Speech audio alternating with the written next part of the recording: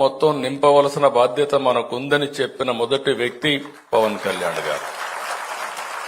చాలా స్పష్టంగా అది లేకపోతే జాతి మనుగడే లేదని చెప్పి గట్టిగా చెప్పి మేమందరం కూడా తర్జన భర్జనలు చేశాం.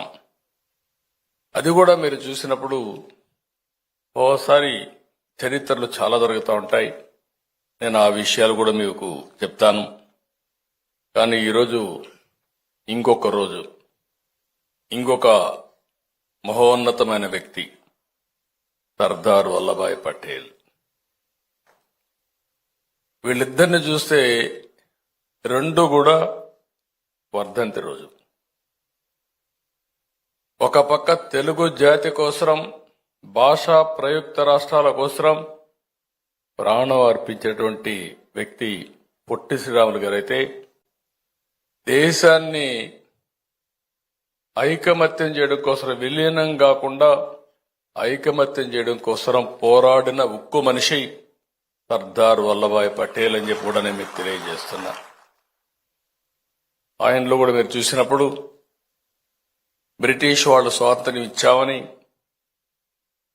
దేశం విడిపోయే పరిస్థితి వస్తే ఒక పక్క పాకిస్తాన్, బంగ్లాదేశ్ ఇవన్నీ వచ్చి, ఇంకో పక్క చూస్తే మన దేశంలో కూడా మేము స్వతంత్ర దేశాలుగా ఉంటామని హైదరాబాద్ రాష్ట్రం కూడా ఆ రోజు స్వతంత్ర దేశంగా ఉంటామంటే, కాదు భారతదేశం ఒకటేనని చెప్పి ఎన్నా ఎనకపోయినా మీరు ఉండాలని చెప్పిన ఏకైక వ్యక్తి సర్దార్ వల్లభాయ్ పటేల్.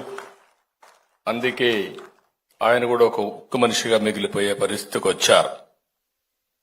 ఇంకొక పక్క మన రాష్ట్రానికి వచ్చినప్పుడు ఏం జరిగిందని మనం ఒకసారి ఆలోచిస్తే, ఆ రోజు మొత్తం ప్రెసిడెన్సీ మెడ్రాస్ ప్రెసిడెన్సీ, ఒరిస్సా దగ్గర నుంచి అటు కేరళ వరకు మెడ్రాసే రాజధానిగా ఒక ప్రొవిన్షియల్ ఇదిగా పెట్టి పరిపాలించిన రోజులు. అయితే అందరం మెడ్రాస్ పోయినప్పుడు ఒక్కోసారి తెలుగు జాతికి విచిత్రమైన పరిస్థితులు ఉన్నాయి. ఈరోజు మనందరం గుర్తుపెట్టుకోవాల్సిన అవసరం ఉంది. రాజుల కాలంలో ఎవరు బలవంతులుంటే వాళ్ళు యుద్ధాలు చేసి గెలిచేవాళ్ళు. అక్కడి నుంచి తెలుగు జాతి అనేక సందర్భాల్లో మీరు చూసినప్పుడు విడిపోయింది, కలిసింది, చాలా ఇబ్బందులు పడ్డాం. జాతి ఉనికిని ప్రశ్నార్థకంగా తయారయ్యే పరిస్థితి వచ్చింది. మెడ్రాస్ లో ఉన్నప్పుడు మనకి ఏ పని కావాలన్నా మెడ్రాస్ పోయే పరిస్థితికి వచ్చాం.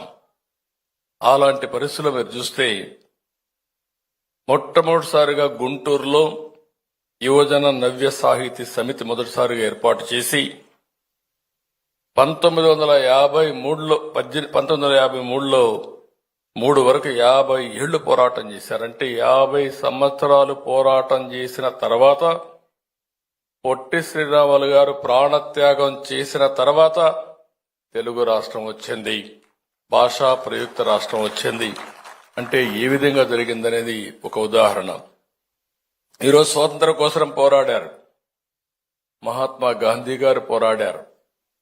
ఆయనతో సమానంగా వీరోచితంగా మీరు చూస్తే ఎంతో మంది పోరాడి, కొంతమంది వీరోచితంగా ఒక విధంగా చెప్పాలంటే యుద్ధాలే చేశారు. అల్లూరి సీతారామరాజు గారు చూశాం. ఆయనైతే గిరిజనులందరినీ కలుపుకొని యుద్ధం చేసి కడాన ఈయనుంటే రాబోయే రోజుల్లో పెద్ద ఎత్తున విప్లవం వస్తుందనే ఉద్దేశంతో ఆయన దారుణంగా చంపేసే పరిస్థితికి వచ్చారు. ఇంకొక పక్క మన తెలుగు